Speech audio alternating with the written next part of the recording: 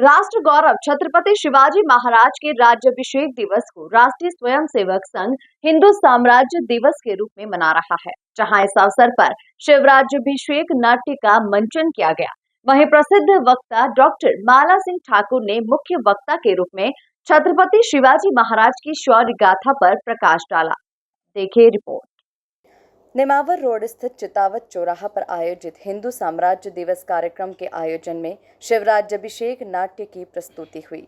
साथ ही मुख्य वक्ता डॉक्टर माला सिंह ठाकुर ने छत्रपति शिवाजी महाराज की शौर्य गाथा पर प्रकाश डालते हुए गाथा को सभी के साथ साझा किया। कार्यक्रम में उद्योगपति श्रेष्ठा गोयल भी उपस्थित थी। इस दौरान बड़ी संख्या में युवा इस कार्यक्रम का हिस्सा बनने पहुंचे थे।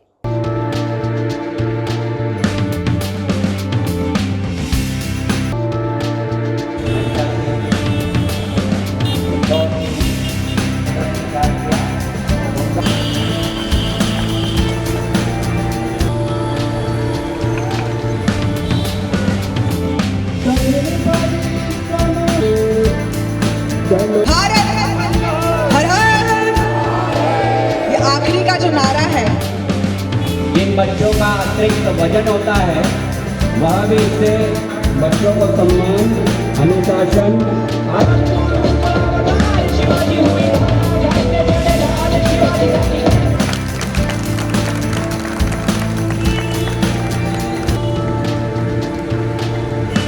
कार्यक्रम से जुड़े आयोजकों ने बताया कि छत्रपति शिवाजी महाराज का व्यक्तित्व, कृतित्व, चरित्र बहुआयामी और प्रेरणादायी है। सन 1674 में उनका राज्याभिषेक भारत इतिहास का एक स्वर्णिम क्षण है। इस दिन को राष्ट्रीय स्वयंसेवक संघ हिंदू साम्राज्य दिवस के रूप में मनाता है। शिवाजी नगर संघ चालक महेश गर्ग ने पूरे आयोजन की रूपरेखा रखी। ऐसे ध्यान में आता है कि 1192 में जब महाराजा सम्राट पृथ्वीराज सिंह चौहान मोहम्मद गौरी से बीच में जब युद्ध हुआ, और वो जो युद्ध है हम सबको ध्यान में है कि किस प्रकार से वो युद्ध महाराजा पृथ्वीराज सिंह चौहान ने छलवश हारा।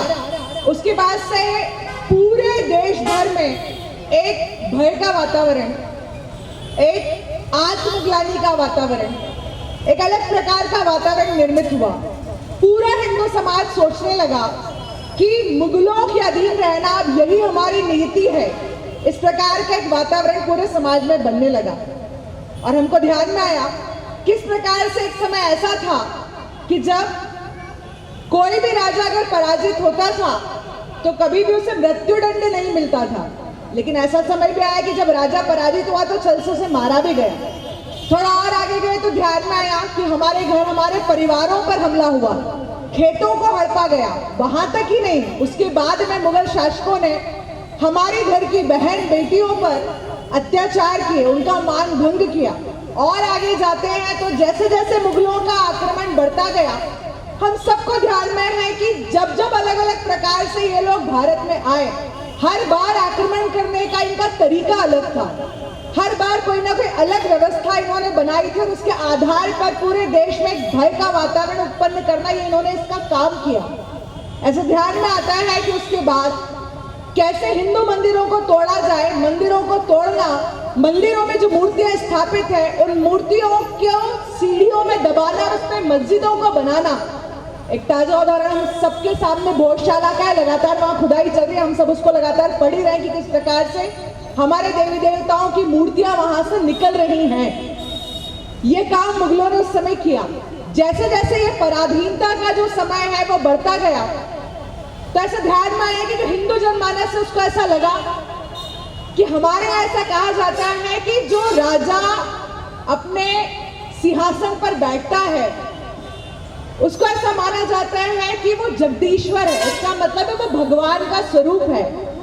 सबके मन में था कि ये जो बैठे हैं, जो मुगल हैं, जो लगातार भय का वातावरण बना रहे हैं, हिंदुओं का मान भंग कर रहे हैं, बहनों की अस्मिता के साथ खिलवाड़ कर रहे हैं, छोटे बच्चों को भी जो नहीं छोड़ते, ये जगदीश्वर हो सकते हैं क्या? ऐसा करके उस समय बहुत एक वातावरण बना। स्वाभाविक है, हमारे धर्म ग्रंथों में लिखा है कि अति का अंत निश्चित है, और जिस प्रकार से भगवान श्री राम जी के सामने हम देखते हैं कि किस प्रकार का शत्रु था, तो प्रकांड पंडित रावण। हम देखते हैं भगवान श्री कृष्ण जी के सामने किस प्रकार के शत्रु थे, तो अपने ही थे जो अधर्मी होकर के सामने खड़े थे। ठीक वैसे ही ध्यान में आता है जब इस प्रकार का वातावरण बना तो अब क्या होगा। तो वो दिन जब छत्रपति शिवाजी महाराज का जन्म शिवनेरी के किले में हुआ, कैसे कुल मिलाकर देखा जाए तो राष्ट्रीय गौरव छत्रपति शिवाजी महाराज के राज्याभिषेक दिवस को राष्ट्रीय स्वयंसेवक संघ हिंदू साम्राज्य दिवस के रूप में मना रहा है, जहां इस अवसर पर शिव राज्याभिषेक नाट्य मंचन किया गया। वहीं प्रसिद्ध वक्ता डॉक्टर माला सिंह ठाकुर ने मुख्य वक्ता के रूप में छत्रपति शिवाजी महाराज की शौर्य गाथा पर प्रकाश डाला। इस दौरान लेखिका वैशाली पिंगले के द्वारा लिखित शिव राज्याभिषेक नाट्य का मंचन भी किया गया। Bureau report, MP news, Indore.